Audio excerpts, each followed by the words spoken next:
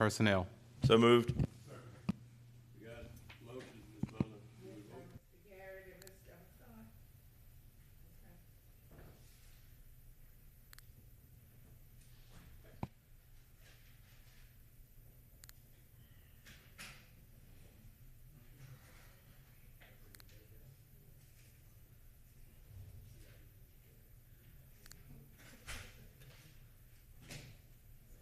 Mr. Dennis Williams. Ms. McNary. Ms. Scott.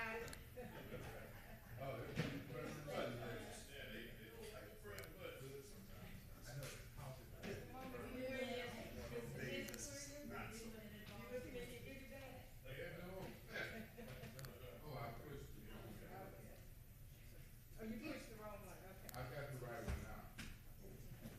Reset one. You still there? Yes, sir. How you voting? There we go.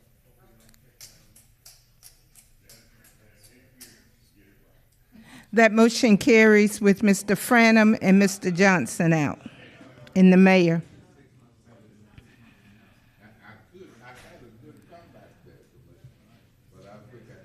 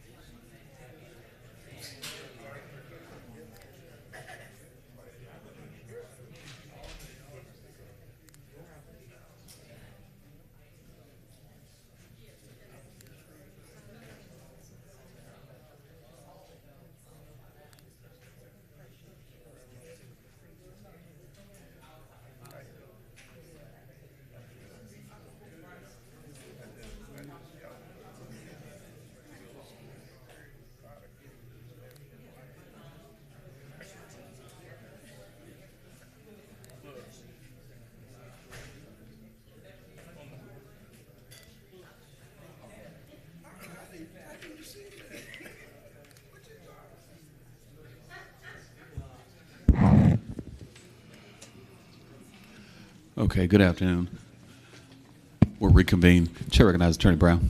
Thank you, Mayor, Commissioners. We'll request a motion to execute the closed meeting affidavit. So moved. So moved. Second. Voting.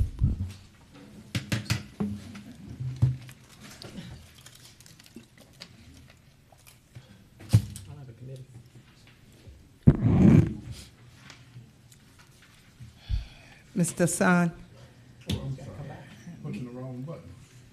it won't work. Is Mr. Mason there? Mr. Mason? Mine won't work that time. Not from back there.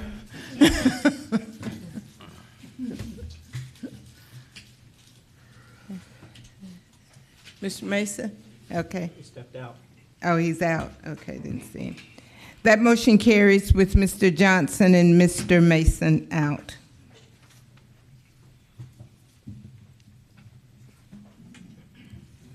Is that it?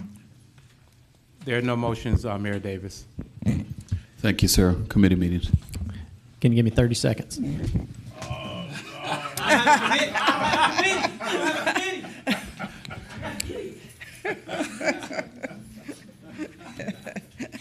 other time, you're like, come on, let's go. I know it. I know it. Come on, we gotta get it, we gotta get it.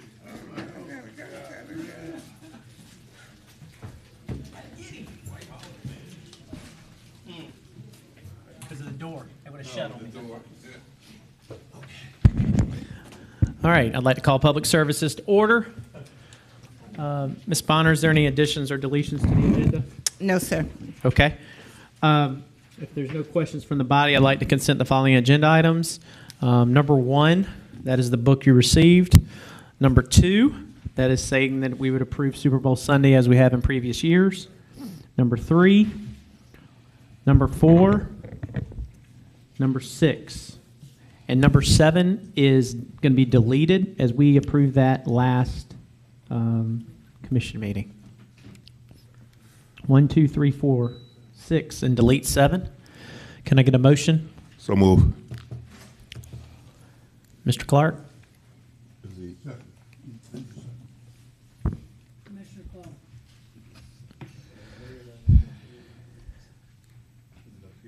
You want to second Second. it, Chairman? Thank you. Second, I'm sorry. All right. Mayor had me. We got a motion and a second. Voting, please. Right, this one. I'm gonna come back and bring that one back to you, okay? Okay. I didn't have a 3. Can't go. We have to go first. That motion carries with Mr. Johnson absent today. Okay. All right, Madam Clerk. If we can go to agenda item number 5, please. Item number 5 is the Greater Augusta Arts Council regarding a review and decision relative to the unpurchased sculptures from the current Augusta Sculpture Trail to purchase for the City of Augusta. Thank you, Mr. Ant.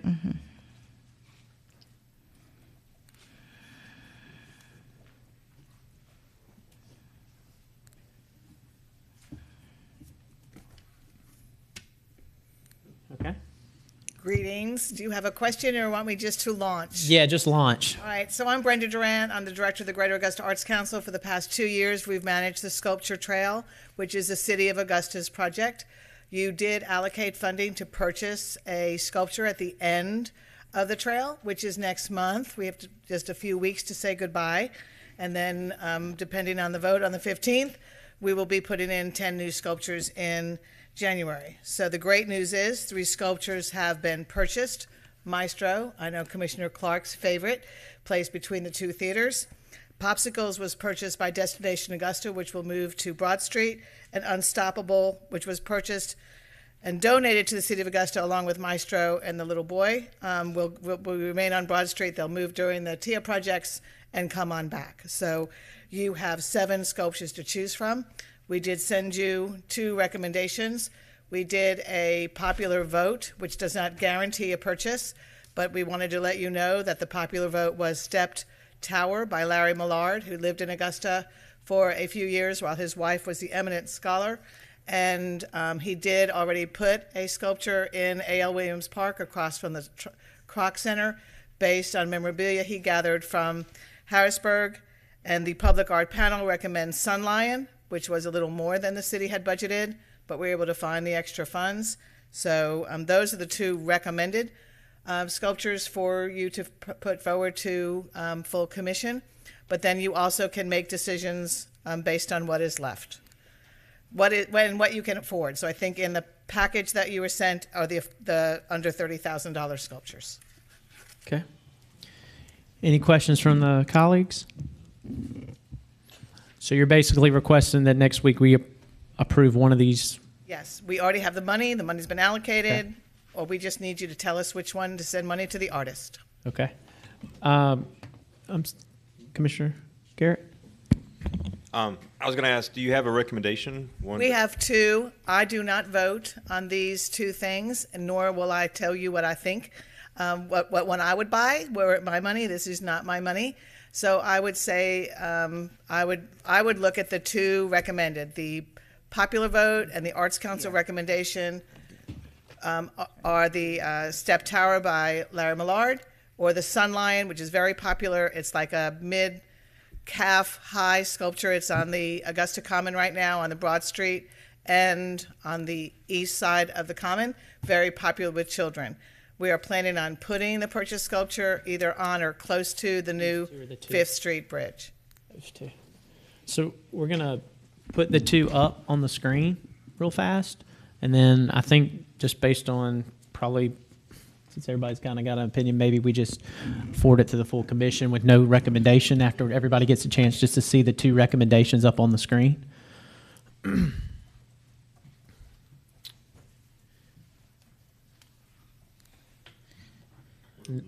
So that's Stepped Tower by Larry Millard. That is on 8th Street, close to the bulkhead, to the stairs going up to the upper level of Riverwalk. And that was the one voted on. By the popular vote Yep. and by the Arts Council Board. Okay. This is Sun Lion, which was recommended by the Public Art Advisory Panel. Very popular with children. Children love to actually ride it or sit on it, whichever you want to consider they're doing. Great. They're both good photo ops, but the Sun Lion is popular for that, for selfies. Commissioner Son. How tall is this? How tall is that? That's about mid-calf. It's very low-lying. It really looks like it's coming out of the shrubbery that it's placed next to. Okay. All right, thank you. Commissioner Mason. Yes. Does this have any particular meaning? The Sun Lion? Yes. No, it represents a sand, an animal that lives in the sand, like it's from New Mexico. Okay. Okay. I mean, it doesn't represent anything. It's really a representation of that actual animal. So it's not like it's a made-up dragon. It's an animal. All right. And can we go back to Larry? Can you explain what Larry Millar? So Larry's work, his other work is a stainless steel piece, metal piece. This is very typical of Larry's work, a stacked tower. You kind of can look through it. You can look into it. Just a little bit, I know more about Larry than I do about Gene Jawrunner, who's the lion. So Larry lived here. He's on the Arts Council Board. He did teach sculpture at University of Georgia. I don't know where you all lay with your loyalties, but Go Dogs. yes, there you go. He was the head of the sculpture department at University of Georgia for years, and then when his wife was chosen to be the eminent scholar of art at the university, he came with her. He called himself the trailing spouse, but he got very involved in public art in Augusta. Okay. All right. Commissioner Clark. Yes, and if anybody would like to see this gentleman's work, go up to the park in Harrisburg across from the Kroc Center. It's a very, very interesting piece of work, and it's a historical concept that he went around to the residents of Harrisburg, past and present, and got relics that belong to the community and to the people, and actually put them inside of the sculpture. And you can go up to the sculpture and look through it and see these relics. So it's actually a very interesting piece of art. That, of course, is in A.L. Williams Park. That is not this piece. Right. You are correct, Mr. Clark. All right, committee, can I get a motion to forward to the full commission for a recommendation on Tuesday? Motion to move forward to full committee. Got a motion and a second. Voting, please, and we'll vote next week on one of these pieces. Okay.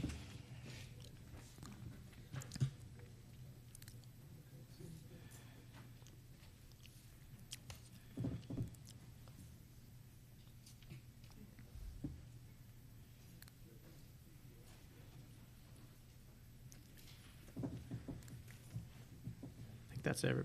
Oh, there you go. And Mr. Johnson is out. Yeah, we only have 3. It's unanimous. All right, thank you, Ms. Brenda. So you're only sending the 2 recommended pieces forward, is that correct? I basically said we'd tested them all. I mean, just because they're all in the book, aren't they? Yes. Yeah, I think we'll make that decision. Okay, that's great, thank Yeah. you. Okay, so we're just approving, accepting these recommendations? Mm-hmm. Okay. The entire, Yeah, I think we have to do the entire thing, okay. just All because right. they were public knowledge, and but I mean, Okay. obviously, those 2 were the 2 that were most liked, and we talked about. Okay. Okay, agenda item number 8. Okay. Item number 8 is a presentation by Mr. J.R. Tregeagle of the Budgetel Inn and Suites regarding involuntary conversion of hotels from an innkeeper-guest business relationship to that of a landlord-tenant and the discriminatory consequences. Mr. Treagle, you can step forward and state your name and address for the record. Either side, whichever side you want. He wants to be closer to us over here. Cool side. Hi, good afternoon. My name is J.D. Tregeagle. Your address? I reside at 2051 Gordon Highway, Augusta, Georgia. Okay. You stay at the hotel? Yes, I'm Okay. security manager. Okay. All right, so you have 5 minutes. I'm here today to present before the commission an issue currently faced by every hotel or motel in the city of Augusta. That issue is that there's been a recent trend in Augusta whereby the traditional innkeeper-guest relationship is involuntarily being converted to one of landlord-tenant. This is the result of an opinion of the Second Division of the Court of Appeals in Georgia in a case titled Efficiency Lodge Incorporated versus Neeson. It was dated March 7th, 2022. An appeal of that decision is currently before the state Supreme Court. Some background on that case was that a motel, Efficiency Lodge in Decatur, wanted to evict some long-term guests. One of those guests had been resident for more than 5 years, another for nearly 2 years. Those guests claimed that they were now tenants rather than guests and brought suit to forestall summary eviction. The trial court ruled those particular guests, and let me stress that under the facts of the case, that those particular guests were entitled to be treated as tenants and issued an injunction prohibiting an Efficiency Lodge from summarily evicting them. Efficiency Lodge appealed that injunction, and that was the Neeson case. OCGA 481350.2, paragraph 2, defines an innkeeper as any person that furnishes for value to the public any room or rooms, lodgings, or accommodation in a county or municipality, and that is licensed by or required to pay business or occupation taxes to such municipality or county for operating a hotel, motel, inn, lodge, tourist camp, tourist cabin, campground, etc. All hotels in the city of hotels or motels in the city of Augusta meet this definition, are therefore innkeepers rather than landlords. There are over 7,000 hotel rooms in the city of Augusta. For the sake of argument, let's assume that there's a very low occupancy rate of 35%. The city of Augusta would then, and I made a mistake there, and in the written copy I gave you, I referred to it as an occupancy tax. It's actually a city transportation tax. But the city of Augusta would collect $2,450 daily, or $73,500 a month from that daily transportation tax. The Office of the Tax Commissioner could give you an exact figure, but I'm confident that it would be much higher than that.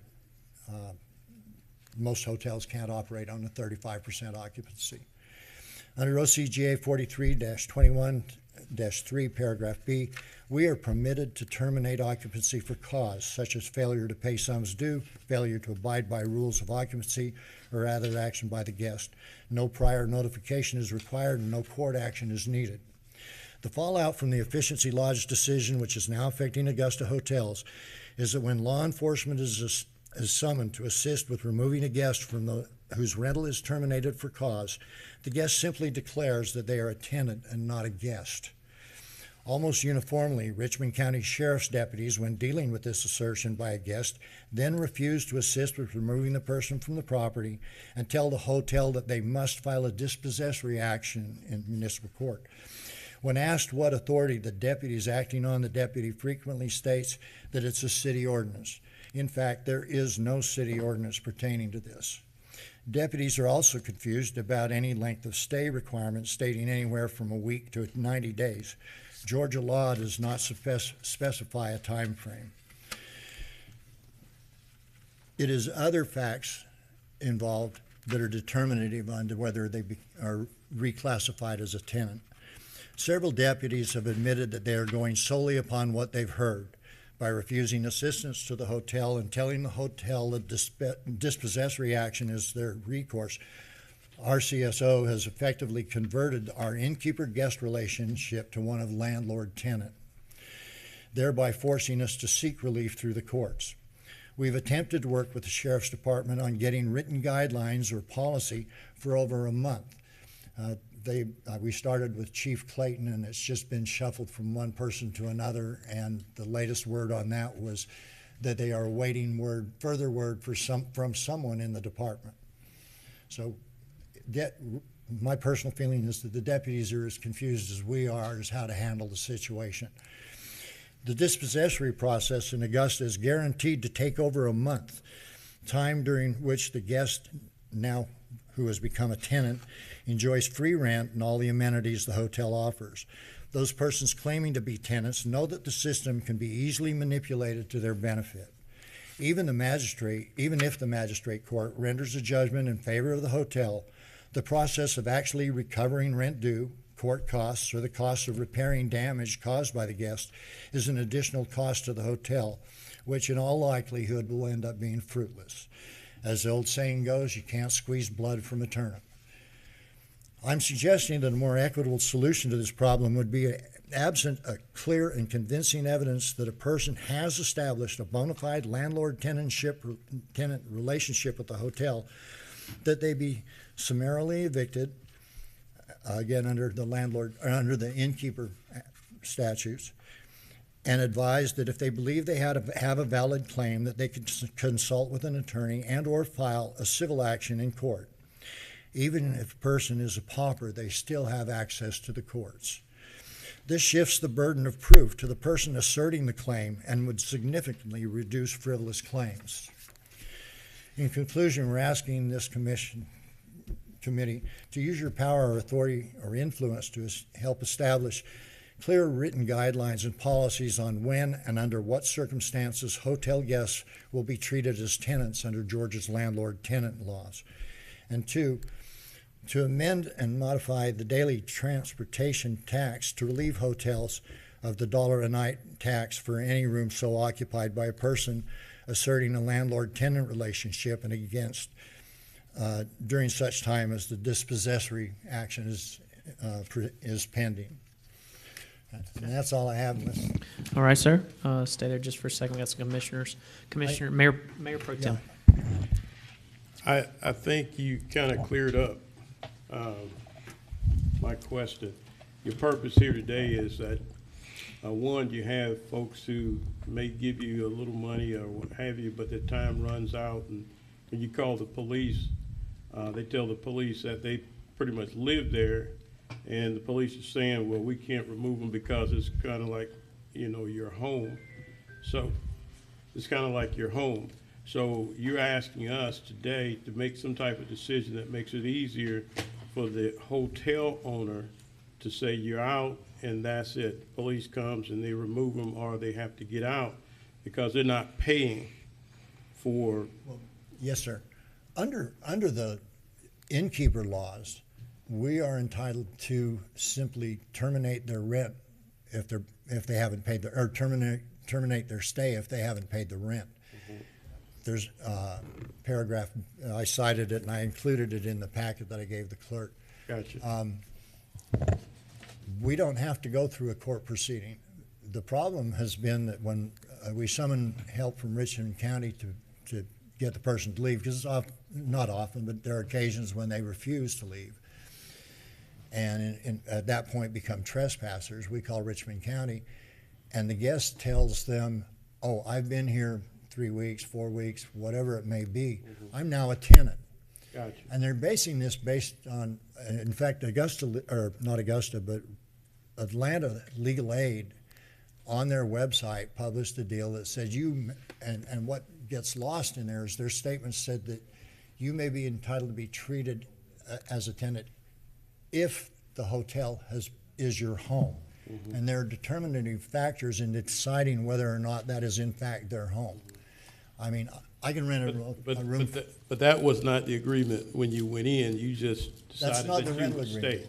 stay. We have a case pending right now where the guest rented on a day-to-day basis and had been there for a few months. She was a day and a half behind on her rent, and we suspected that she was engaged in prostitution, and a decision was made to terminate her rental. We attempted to do that. She placed a call to 911 and got a deputy out there and said, I'm a tenant. I've been here, blah, blah, blah. I'm now a tenant. The deputy told us, you'll have to file a dispossessory action. Your recourse is to file a dispossessory action. She has been there for over a month, not paying a dime. The magistrate court didn't enforce the provision of when she filed an answer, she was supposed to pay into the registry. That wasn't enforced. We have no recourse. Gotcha. All right, I'm going to try to make it short because he's looking at me out of his side eye. But I'm with you. I'm not sure what type of decision that we could make today. Maybe we would have to table it and research it and come back or what have you. But I understand that the hotel people are losing money because they can't get some people out of there. So yeah. I'm going to turn it back over to the chairman because I know he doesn't want to be here all day. We were hopeful that maybe you could work with the district attorney or the sheriff's department to get something. I feel sorry for the deputies at times because they show up and they're kind of caught in the middle. They don't know what's going on. The only thing they've looked at is the number of days the person's been there and not really whether or not they're entitled to be a tenant. Okay. Thank you, sir. Commissioner Mason. Thank you, Mr. Chairman. I do know that this is a real problem because I got brought into it 2 weeks ago at the Roadway Inn. We had a situation as such, and sheriff deputy was called out, and she basically was doing her job, looked up. I don't know where she looked, it was on her phone. It said something about X amount of days, and so we relayed that. But in any case, I do know that it is an issue. What exactly we can do, I'm not exactly sure. I do want to kind of go to legal here to kind of see if what we've been stating here is actually true in terms of innkeeper. And I think sometimes when you use terminologies like rent, it almost goes to the fact that it's almost like an apartment, so the rent may not be exactly the right type of word to use because it gives a connotation that there's there's some sort of agreement there, and that they are actually renting the place versus just, borrowing it for a night. Did you ever try to call in the marshal's office? The marshal's office only assists in dispossessory actions and only after they've received an order from the court.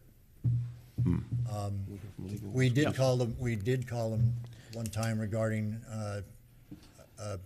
someone that was throwing trash on the property, and we were basically told that it's our responsibility to pick up the trash. So even though we could identify who was doing it, Okay. Attorney Brown, can we hear from you on where we can go, what your thoughts are? Chairman Prantham, This matter really is preempted by state law. And what the case is saying here is that determining whether a person is an innkeeper's guest or a tenant is on a factual basis, which is a case-by-case basis. There was a petition to the Supreme Court on this case for appeal, but the court has not accepted that at this point.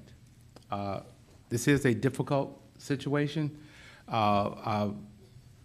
After hearing this, I did not get the handouts until a minute before the meeting here from the gentleman, but the law department I've already tasked staff to look into this to see if we can have any type of comprehensive response for this matter, but it's not clear that it's within your authority to provide him with the assistance that he's asking. So you're basically saying we're not positive what we can do yet based on, Not- we need to it's not- research it. Right, it's not possible if this body can do anything directly. There may be something that can create an understanding with the sheriff or law enforcement on this matter. Okay. I mean, this is not unfortunately, it's not a locally created problem. This is more or less a state-created problem that affects us here locally, and not just Augusta, but other innkeepers as well. Okay. So there's state law that mentions something about a number of days where they become from what? The state law, as he cited, the innkeepers, definition, et cetera, the courts have interpreted that law as it is written to allow a case-by-case analysis. Do people have, how is there money that they paid to fine? Do they have their kids picked up there on a school bus? They're trying to decide, based upon the facts of each case, does a person reside here or are they a guest? And the legislature could clear it up, put numbers to a number of days, et cetera, but that has not been done as of yet. And we agree with that. And in the Efficiency Lodge case, I think the decision of the court was well justified. If you look into the details.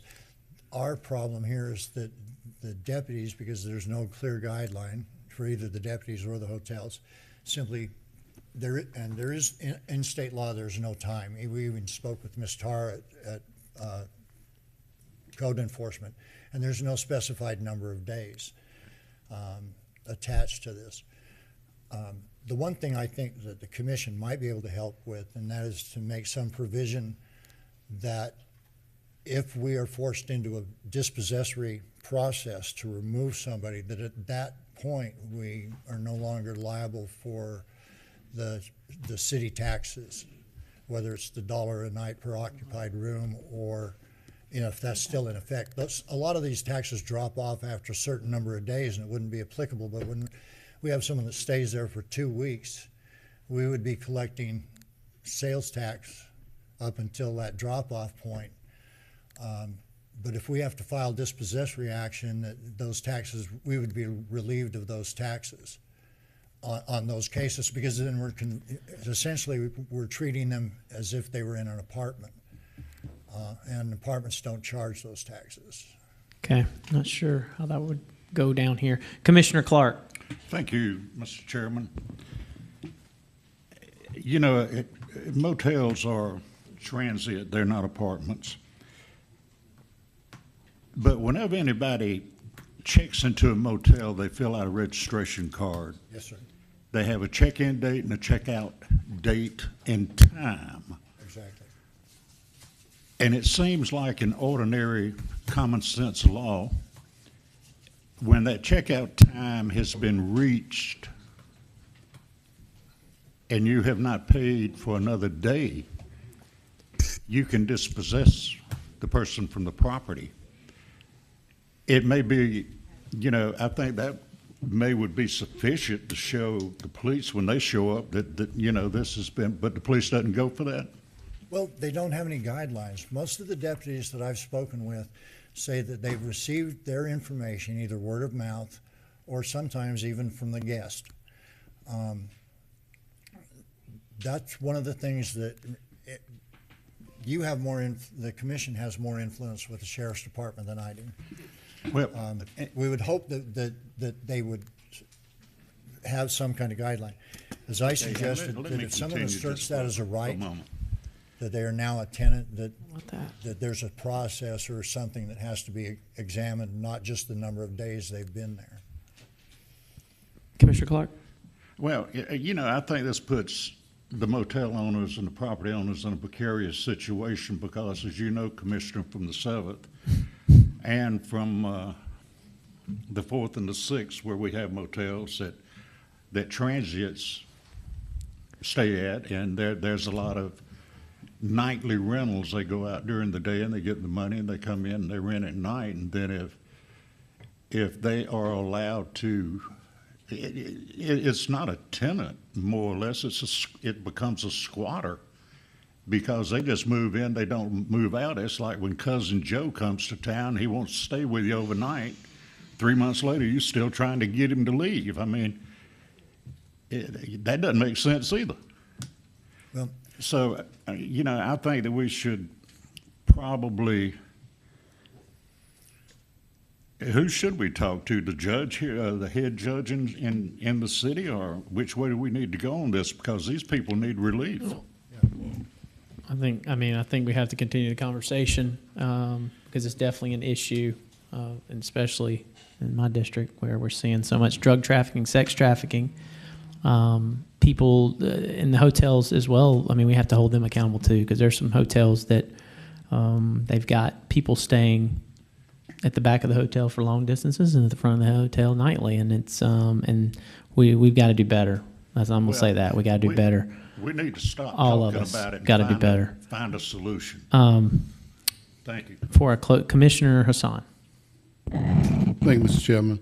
I just want to, is just a standard state law been in place quite some time, or is it kind of like coming about as a result of COVID? the decision in the Court of Appeals was based on an injunction that was issued by the lower court in Decatur, preventing Efficiency Lodge from summarily evicting the tenant under Section 4221 3.1, notice of termination of occupancy by an innkeeper. Excuse me, sir. Yeah. My question really is this a statute that came in place as a result of the COVID, or did it pre-exist COVID? No, sir, it's not a statute. It's simply a decision that was rendered in an injunction case in Decatur. Yeah, I understand. Attorney Brown, do you know whether this law was in place pre-COVID? I think the answer to your question is yes, Okay. but it may not be communicating to the public, what do you mean by this law? Yeah. Well, I mean, the law that he's stating, I wasn't in the opinion. I appreciate the opinion. Yeah. I was assuming, because most of us realize there are the families doing extended stays in hotels, and I thought maybe in the COVID era that they were just trying to protect those families from being put on the street. So we do realize there was some things that came into play there. So I was assuming if that was the case, that in some time in the very near future, the court will remove that if it was COVID related. That was my rationale. Yes, it was not expressly COVID related. We never know what's in the mind of a decision maker, but they did not point to the pandemic as a basis of this condition.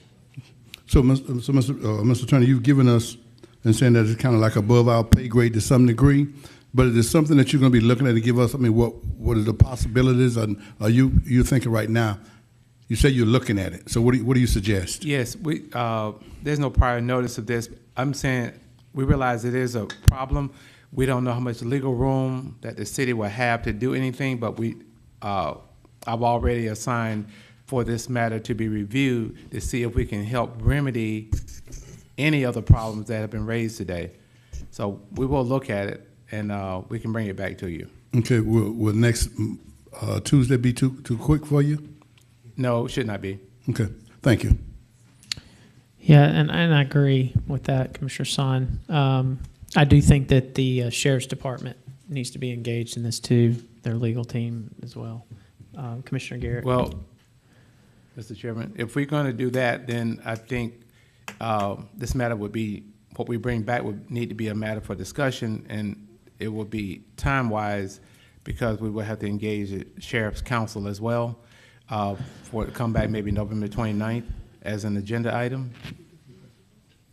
I got no problem with that. I just think that if we don't have them at the table based on what I'm hearing and how they need to be at the table too and understand it, because obviously there's some miscommunication on what they understand too, and I just want to make sure we're at the same point. So we don't do this and then go over there and have to do that with them. So I'm cool with a month. I mean, I think my committee probably is too. So Commissioner Garrett. Thank you, Chairman. I see a lot of hotel owners out there. And if you don't mind, Chairman, could everybody that's a hotel owner please raise your hand? Okay. So out of everybody that raised your hand, how many of your hotels or motels do school buses stop to pick up children? Only 3. Are they your children that they pick up, or are they tenants that? Okay. So, as we're talking through this, and I know that there's hotels on Washington Road and Gordon Highway and other places where school buses are stopping, and so it's always been one of those things that's kind of stuck out to me as, obviously parents are putting these places down as residential places or their homes, and so I think that's where this graying of the area between lodging and residential is really coming from, and I know this has been a practice that was even before COVID took place, and this question is for the attorney. Is there any way that maybe the locals could put in like a specific number of days that a customer is allowed to stay in a hotel? Would that help this problem? Commissioner Garrett, I think would not be appropriate for me as a attorney for the city to provide anything that appears to be advice to private parties. Okay, and I asked that question because I know if somebody is staying in a camper, there's like a 90-day limit or whatever that's typically in place, and so I'm just trying to see what the difference is there. And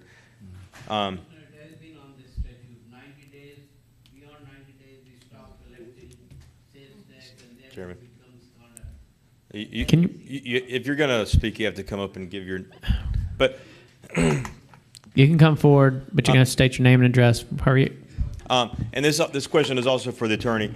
Is there a reason why the standard eviction practices aren't able to be used in these circumstances? That is what the sheriff is. Oh, just a second. Go ahead. Finish, Attorney Brown. Finish. Okay. That is apparently is what the sheriff, according to the speaker, original speaker, that is what the sheriff is telling them. You have to use standard eviction practices. And what he's saying is that he doesn't believe that's applicable because standard eviction practice for a tenant, he says, my people are guests, and I should be able to summarily tell them, you got to leave. You didn't pay, you got to go. And I know that the case that was referenced is going through the appeals process now, so I guess we're kind of stuck until it makes its way through the court system, correct? Yes. Eventually, I think the best friendly advice can be given these people of industry in addition to maybe going in jointly and hiring counsel. Their work really need to be with the legislature. Okay. Thank you, Chairman. Okay. Sir, if you can state your name and address. I know you have a comment. My name is G.B. Sharma. I'm a hotel owner and have been a hotel owner since 1984. And I represent the Candlewood Suites on 1080 Clawson Road. Mm-hmm. As far as I'm concerned, let me start at the beginning. There isn't and there shouldn't be any confusion regarding the difference between a hotel guest and an apartment and rental tenant. Because when we rent a hotel room, they sign a registration card. And when we rent an apartment, they sign a lease.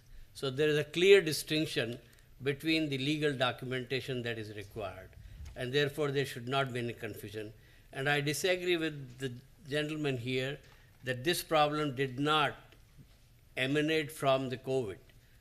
During the COVID time, the states as well as the local governments shifted their problem of homelessness onto the hotel owners. Because they wanted somehow to help those people that had been evicted from their apartments and taken refuge into the hotels, and they had no choice but to stay in the hotels. And we had no problem keeping them as long as they continued to pay their rent. But when they stopped paying the rent, the problem occurred. And some of the very liberal judges ruled in favor of them. Now what we are facing here is, we are neither here nor there. If you say this clarity is not there and it'll take some time until the legislature decide, then can we stop collecting sales tax on behalf of the county and the state? That's how we would react, because if you can decide who we are apartmental rentals or hotel owners, okay, we'll stop collecting the taxes from tomorrow, your transportation taxes, your sales taxes, because we'll consider ourselves apartment rental. But that is not what we want to do, and that is not what we are here for. We are here to resolve the issue. In the past, it was always after 90 days, and therefore we have a system. Our front desk systems are programmed where we check them out every 90 days. We never keep anyone occupying a room for 90 days on the same registration. So that is legally it's not a problem. It's a problem with the liberal judges in the liberal cities. Okay. And the so-called liberal sheriff's departments who want to help. We have faced tremendous amount of problem. Our properties have been trashed. We have become homes for druggies. We have become homes for prostitutes. It has become very, very difficult for us to run our business and make a penny. And then if you take this kind of cop-out position, oh, we can't do anything, the state can't do anything. We collect taxes on your behalf too, as much as we collect taxes on behalf of the state. Okay. So you cannot opt for that kind of cop-out. You have to put your foot down and you have to make a determination, and you have to advise your sheriff's department to help us out like they were helping us before the COVID. I appreciate that, Mr. Sharma. I appreciate your time. So, committee, can I get a motion to bring it back on the 29th? Motion to bring this discussion back on the 29th with a possible solution. You want to second it? Second. And the sheriff will be involved in those decisions, engaged in those decisions as well. Got a motion and a second. Do you want to speak? No. Mayor Davis? Thank you, Mr. Chairman. Can we get clarification on what it is that's going to be brought back in 2 weeks? Well, basically, we're stating whether we have jurisdiction to make any enforcement of state law, and whether, you know, what are our boundaries and where we can be engaged in this. And the attorney can speak. As this conversation has developed, I think the speakers do not have a full understanding of the structure of our government. They don't. Normally, when you're talking to a commission, you're talking to a mayor, you're talking to the boss or the supervisor or the sheriff. In this case, it's not a structure. That is not our structure. Misunderstood by them, the sheriff does not work at our command as a constitutional officer in Richmond County. Therefore, the commission, while we may engage with the sheriff and communicate with the sheriff, we cannot instruct the sheriff to have those guests not be treated like tenants under the scenario as alleged by the speakers. So therefore,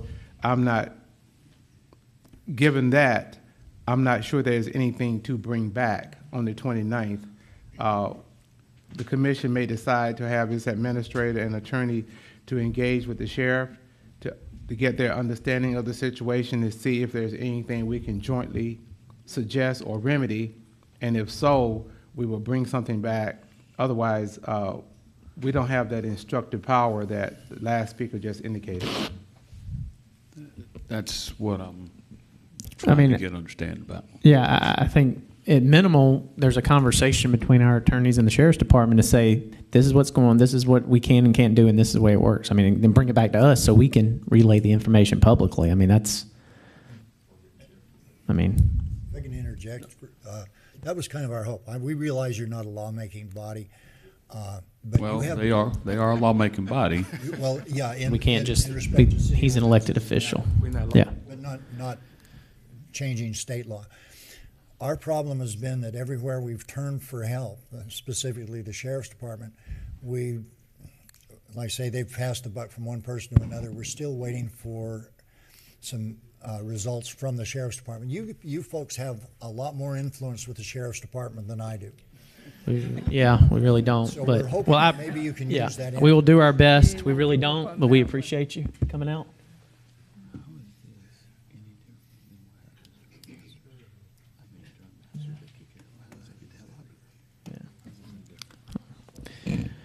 All right, voting. Mr. Chairman, just for clarity, let me just read this. To authorize the General Counsel and the Administrator to meet with the Sheriff's Department regarding this request and report back its findings on 11/29/22. Would that be sufficient? That's sufficient. Okay. Thank you. Voting.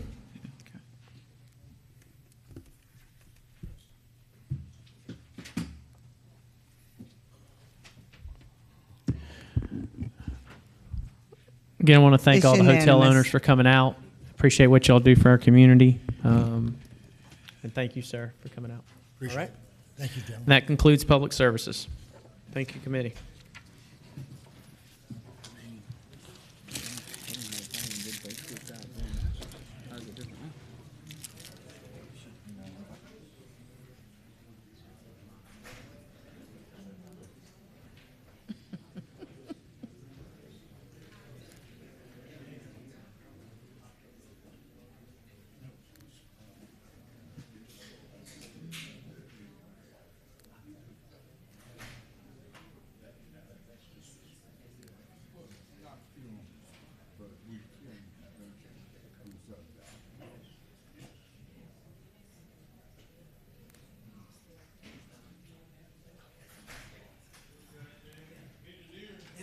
Ms. Bonner, I am ready when you are. I am, sir.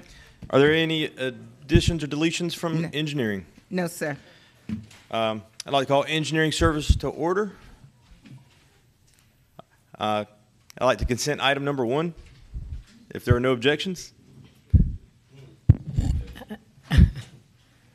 Sit down. If I could get a motion to that. Motion to approve. I think this is the first time engineering. Don't jinx it. Don't jinx it. Don't jinx it. Who second? You second that, Mr. Chairman, or did you get a second? Commissioner Hassan. Hassan? Okay. Okay. Voting, Ms. Bonner. Yes, sir.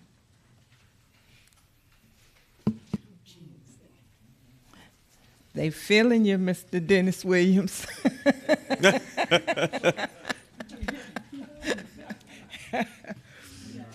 That motion carries with Mr. Johnson out. And if there is no further business, I'd like to call engineering services to a close. Good meeting, sir.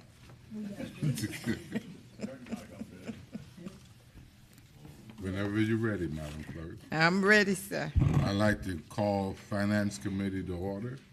Are there any additions or deletions? No, sir. Being none, I'd like to consent item number 1 and item number 2. I'm sorry, item number 4. So moved. Okay. Second. Okay, go ahead and cast your vote.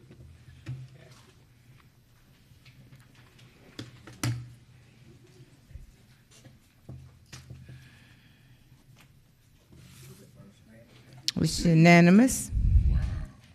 Madam Clerk, could we go to item number 2, please?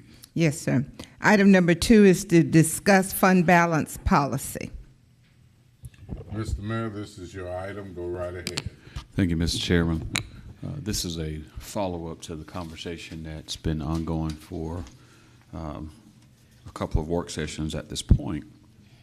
And what largely started in 2015 as a conversation and has since become a practice in terms of making sure that we do everything we can to try to bring reserves to 120 days needs to be codified so that it's just not a practice.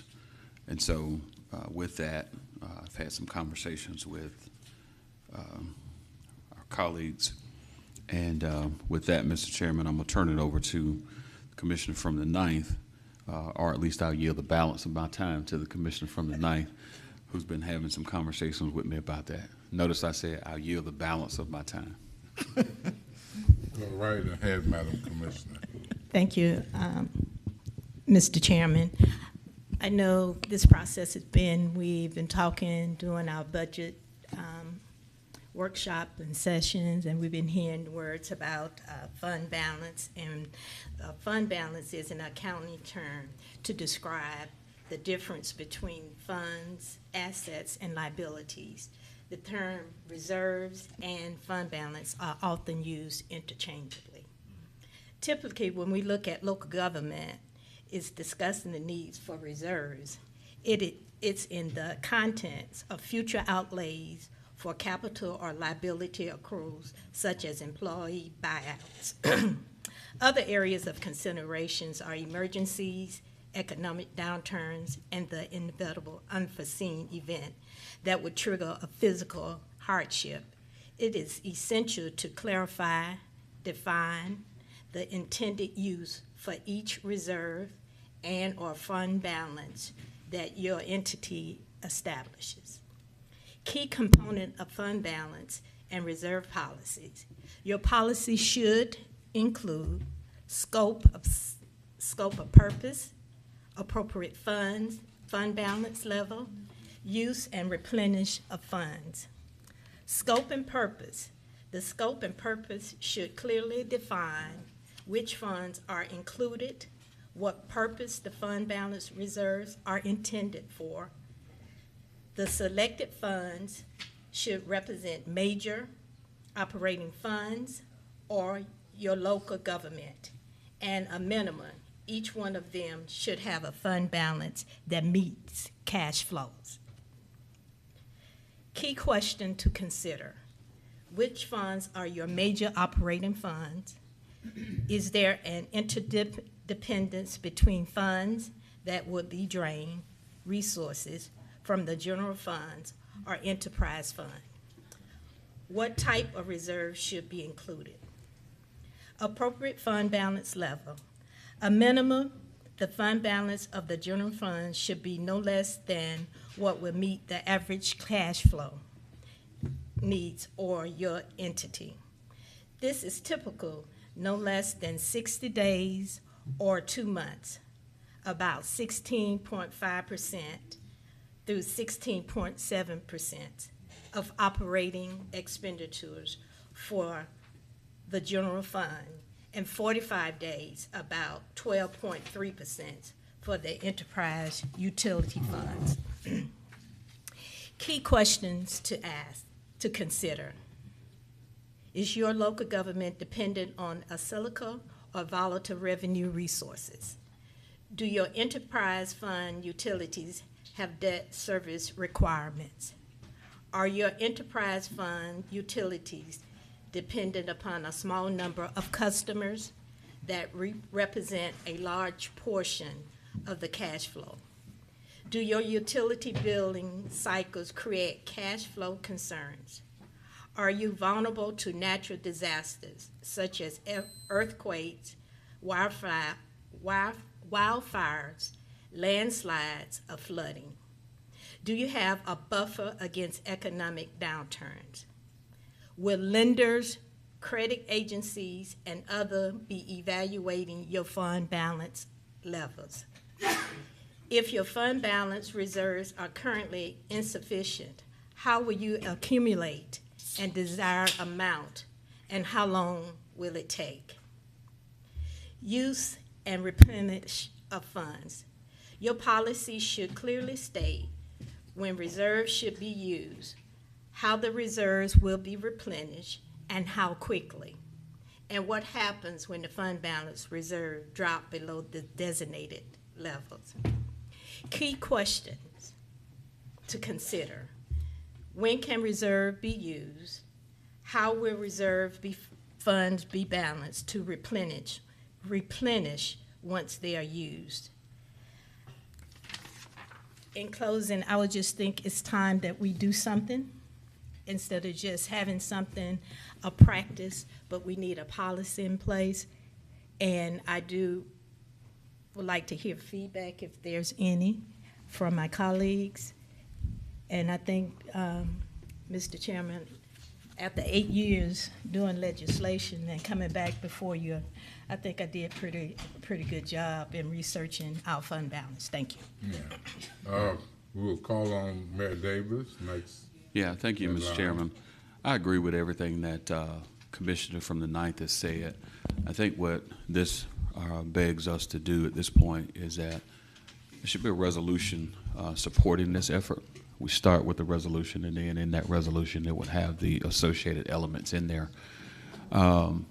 She raised a key question, and it's certainly something that I had not thought about, and that is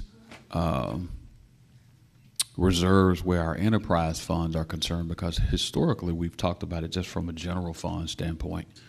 But that's a really key question, Madam Administrator, around what that looks like, particularly in light of debt service, if there is any associated with our enterprise funds. There was also, I think, Commissioner from the 9th talked about what triggers the use of reserve funds, and do we restrict that? So what I would hope is that we spend some time in drafting that resolution that speaks to each of those issues, but certainly have a target date. We've been operating from the perspective of 120 days of operating cash, and we're currently at 100 plus, but those are some things that I'd like for us to certainly make sure that we're including as we resolve that this will be the policy for the city of Augusta, Georgia. Are there any other questions, Commissioner Franham? Thank you, Mr. Chairman. I guess my question back to the mayor is, like, when we have these lawsuits and things where we pull out of that fund, like, where would we pull those funds if we had those situations, if we're hand tying ourselves together? I definitely agree that, you know, we need to get more days in the rainy day fund, but I also think that 180 was a little bit of a stretch. When you look at other municipalities, based on the way things are going, they're kind of going flat the next 2 years and kind of keeping theirs like this instead of increasing, just because of they're not necessarily needing it, or the ARP funds, I guess, for the next year or two. But I guess my question is, like, how much do you hamstring yourself by doing that versus for those situations that are out of our control, like it doesn't come out of the sheriff's budget if something like that happens? Well, I'll go back to your key question, and then for part of it, I'll yield to the general counsel, but we're not going into reserves to handle lawsuits. There's contingency that's associated for those things, and then there's a separate fund. That's not true. It's not my understanding that that's the case, where we're going to reserves to do that. If we are, then we absolutely need to have a different conversation. We have, I can tell you that. But I mean, and that's why I just don't want to hamstring us. That's all. That was kind of my thought. That's a great question. Gary. Oh, was you finished, Mr. Mayor? Commissioner Gary. Thank you, Chairman. I guess my questions are surrounding what was stated, and I appreciate whoever put all of that together, because it was, it was well documented, well said, and really puts it all together. So whoever put that sheet together, I appreciate it. But in regards to, as Commissioner Franham was saying about hamstringing ourselves, I know a couple of years ago, we as a body made it very public our intent to grow our reserve fund, and that's something that we've been working towards diligently. As we've been budgeting it, and even as we've had funds left over at the end of each budget cycle, Mayor has spoken at length about the past 4 years of those surpluses that we have had because of the growth in Augusta, and those are good things. And to be able to apply those to our reserves is a good thing. In regards to setting a very, very specific number of days that we have to have on hand at any given time, I'm not sure you would find any company that keeps a specific number. There's usually a threshold of say 100 to 125 days. Just because of those things like Commissioner Franham brought up of if something does come up like we faced back in 2019 with the incident that took place with the electrocution, where we have very, very severe circumstances that affect us, or even the ice storm. So I just want to keep that in mind as we do work through, if we do want to implement a specific policy. Thank you. Thank you. Commissioner Hassan. Thank you, Mr. Chairman. I'd like to thank my two colleagues, Commissioner Scott in particular, for her body of work and expressing what that should look like. And so I'd like to just try to make some comments based on what I understood to be saying about the different types of reserves or fund balances for particular reasons. Well, you know, some it was emergency in that regard. I think there was Commissioner Scott, you can kind of correct me if I'm reaching here a little bit. But I also, so the bottom line, we were at a little over 100, this said we close to 105 days. From what I heard the breakdown in terms of what it should look like, we have enough funds now for emergency purposes, just reserves in general, and if you just break it out, it's there. It's there, and it does make sense now to say, well, you know, then to put all the money in one pocket, it does make sure to break it out.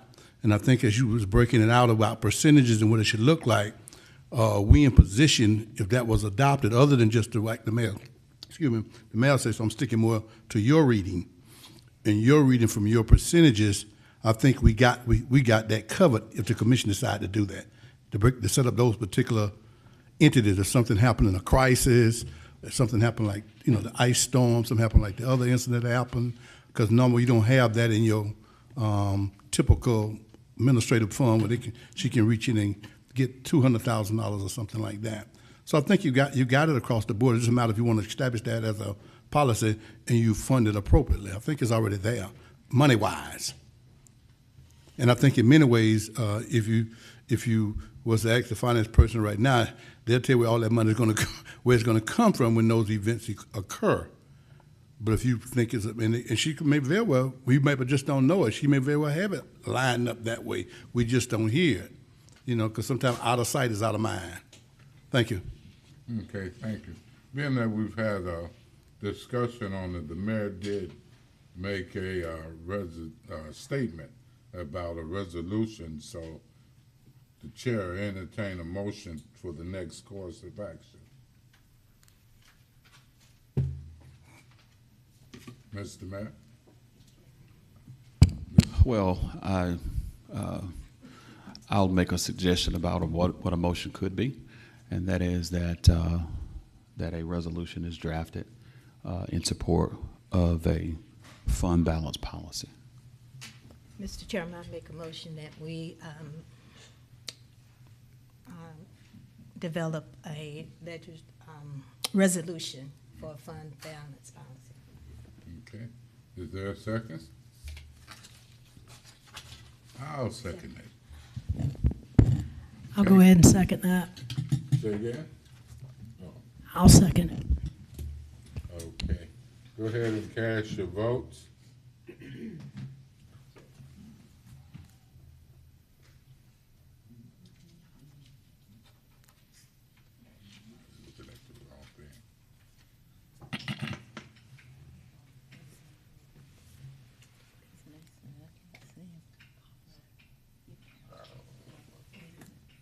Commissioner Mason. It takes some thought.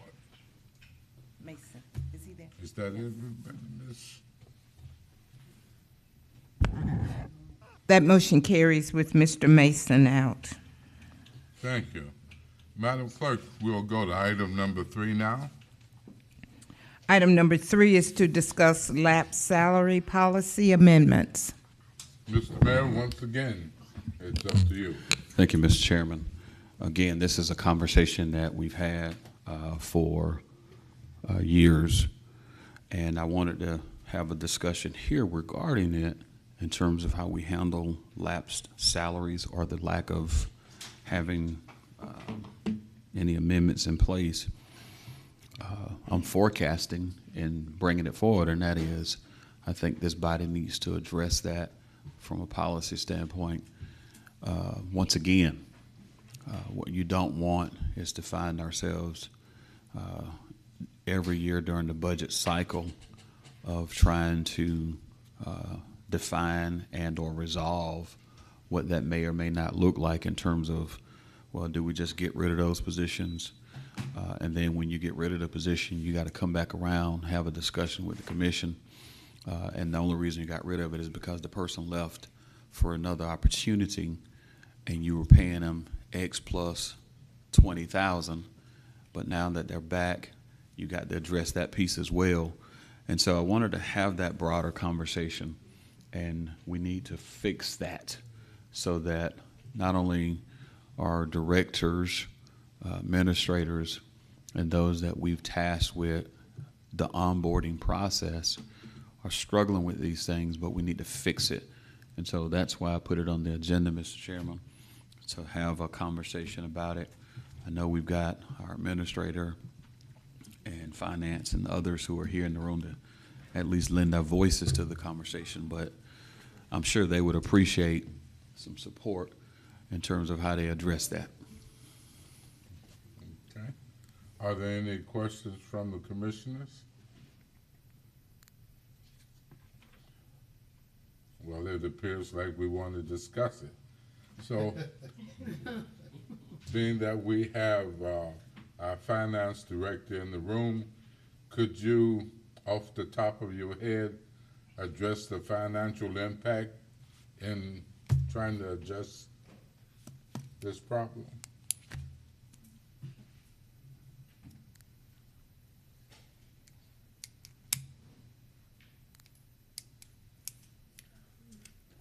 Good afternoon. Yes, ma'am.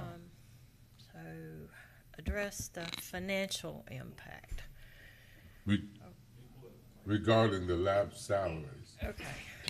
So, budgeting for lap salary is a common practice throughout most, especially governmental organizations.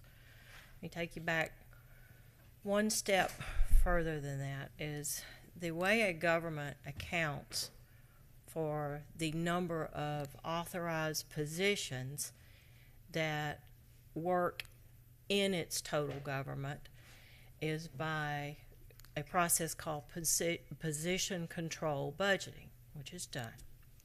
I know that X amount of people, I am authorized to have them work in my finance department. Okay, so I have, let's just say 10 positions. So we budget for all 10 of those positions at 100%. That is a budgetary practice which lets you account for your full obligations for your salary and wages that you could possibly incur for the entire year. Okay, common sense and logic tells us that in any organization, 100% of your positions are not going to be filled, and nobody's going to be working in them 365 days a year. There are going to be gaps in your employment. Okay. So how do you more closely true up your budget process with what you actually expect to happen, which is the goal of all of us during any process. We want our budget to reflect as closely as we can what we actually expect to happen during the year. So that is where the term lapsed salaries comes in. We do not know during the year which department is going to have exactly how many vacancies during the year. We just don't know that. We know that some departments are more likely to have a higher rate of turnover, but I can't tell you that the tax commissioner's office is going to have 2 vacancies, the clerk's office is going to have 1, finance is going to have 1, and engineering is going to have 13. But I know from both historical data, actual expenditures, trends that we analyze, and from my experience in being here for a couple of years, that there's going to be a dollar amount historically that we anticipate where the 100% budget and the difference in our actual expenditures for salary and wage line items, there'll be a difference between those. I can calculate that, I can track that. And in order not to hamstring the budget process, we budget for what we call lapsed salaries, which is essentially a reduction in each fund from that 100% to the amount that we expect to happen. So that in effect, we budget that savings, not by department, but by fund, so that we can track it. We know in the general fund, we know in utilities, we know in stormwater, we know in the airport. We have all that data that we anticipate, that we use to anticipate the savings. Roughly across the board for the entire organization, the lapse salaries are about 5%. Obviously, in some places there are more than others. I went back, this is not the first time we've discussed lapse salaries. It kind of makes the rounds. So I pulled out a presentation from the 2018 budget where I presented an example of how freeing up some of your salaries allows you to utilize those funds down in your operational levels. That's what using lapse salaries as a budgetary practice that is accepted by GMA, ACCG, just about every governmental organization utilizes it. So we do the same thing. We free up money to use in operations by budgeting a savings that we call lapsed salaries. So, well, thank you very much. We're going to ask for questions now. Mayor Davis. Thank you, Mr. Chairman. In light of that, Ms. Williams, that 5%, what does that equate to from a raw number standpoint? approximately $10 million. Okay. And to the across degree, all funds. right, across all funds, Yes, understand. And to the degree that that's the case,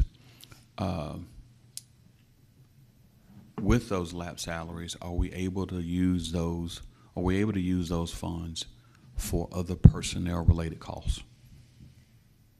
Okay. So that lapsed salaries is not a real thing. It is a budgetary item. I understand that. Okay. So when you That translates to a number. When you adopt your budget, you have essentially already reallocated that savings from your personnel line item down into your operational expenditures in order not to hamstring yourself for operations for monies that you know you're not going to expend on salaries during the year. How do you know that when in practice they may be lapsed to a point in time where the position is filled? Because I'm not budgeting position by position by position, because I don't know where those are going to occur. But I do know the approximate dollar amount that is going to be the benefit. And I go back to my central question to that end. At what point in time during the budget year do you know that those dollars can be distributed throughout the budget process? At the beginning of the budget process, Okay. you make that assumption like you do for all the other budgetary line items that you have. We monitor that, we track that fund by fund in finance, just like we do all the other expenditures. So we make calculation, we review those we review the actual versus the budget in the salary and wage line items, including all your fringe benefits, and compare that to what you're actually expending versus the target that we have, which is called lapsed salary. And that 5% number, is that an annual number, or does that number slide each year? Varies by experience. Yes, sir. It's 5% is a little higher because we are experiencing a higher vacancy rate that we are projecting to go forward into 2023. Doesn't move a whole lot off of that mark. It'll vary a couple decimal places. So if we were at 100% employment, what would that number be? Approximately $20 million. Salary and benefits across the organization. Okay. $200 million. What am I saying? I missed a zero. I'm sorry. It's $200 million. It's $200 million. So then that number is not Your 5 total million. lapse salary is approximately 10 Okay. All right. across all funds. Okay. Mm-hmm. All right. Yield the balance of my time, Mr. Chairman, to the commissioner. Go ahead, Commissioner. The only question I have is, when does a salary become lapsed? Okay, the salary doesn't lapse. It's you cease to expend a salary for that position when that position becomes vacant and all the accrued vacation that that individual had has been paid out and all liabilities associated with that position has been paid out, and it remains unfilled until somebody moves into that position and it starts again. So that's the gap.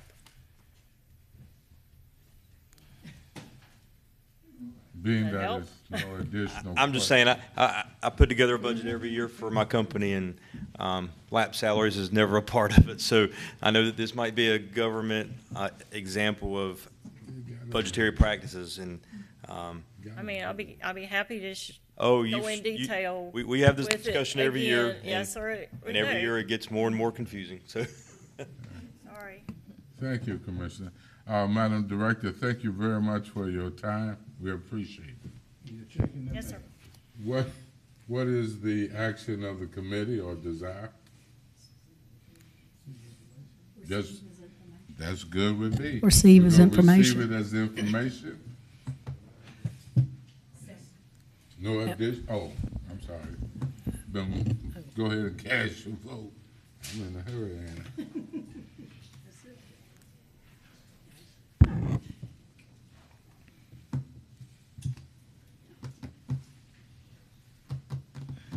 Let's make right. Mr. Mason's out. He's gone. That motion carries with Mr. Mason out. Thank you, committee members and Madam Clerk. That's the end of finance. Yes, sir.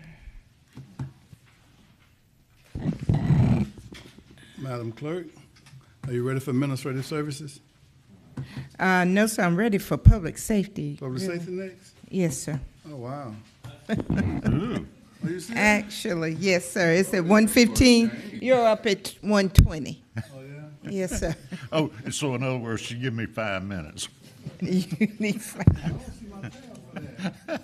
I'd like to call public safety to order, please.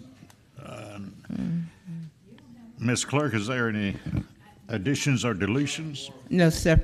Okay, I have one deletion. It's item 1. Okay, you want to And- delete that one? Yes, ma'am. Okay, we'll do, are you going to form a consent agenda, sir? Yes. Okay, we can include that one. Okay, I'd like to consent item 2, 4, and 5.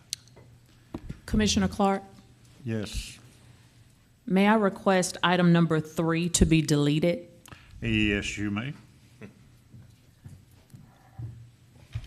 Did you hear that? She wants to delete number 3. So moved. Second. We have a motion and a second. Voting, please.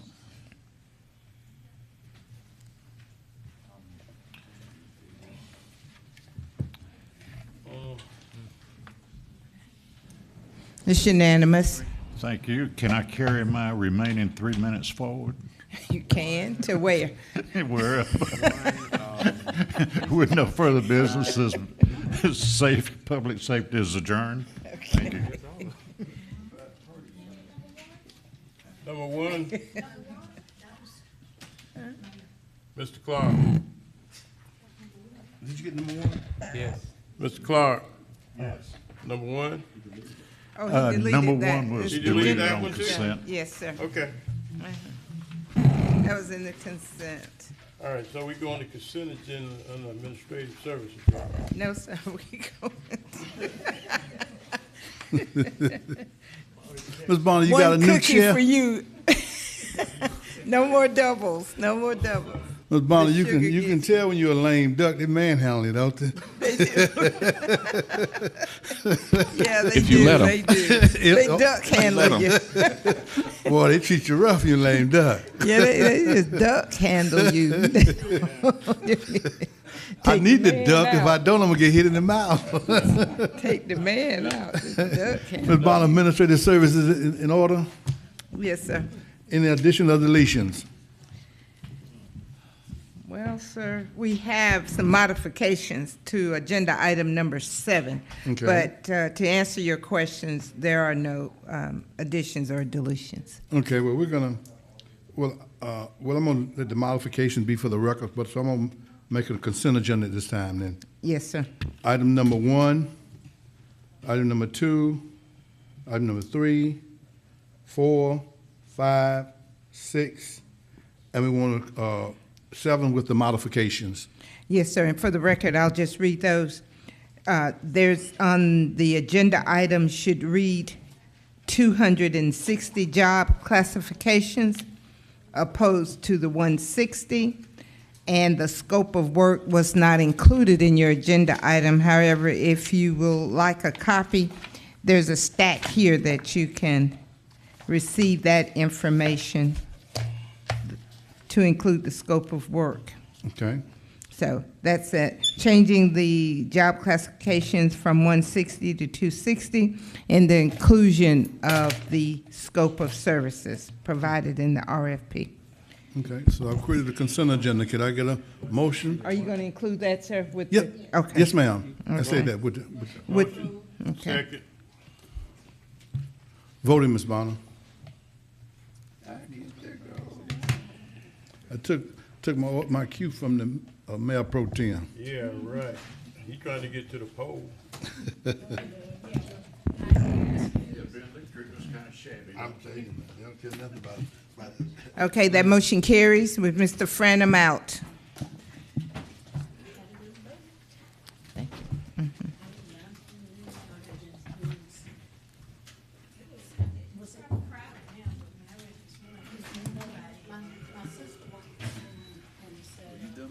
Yes, sir. We consider everything. Yeah.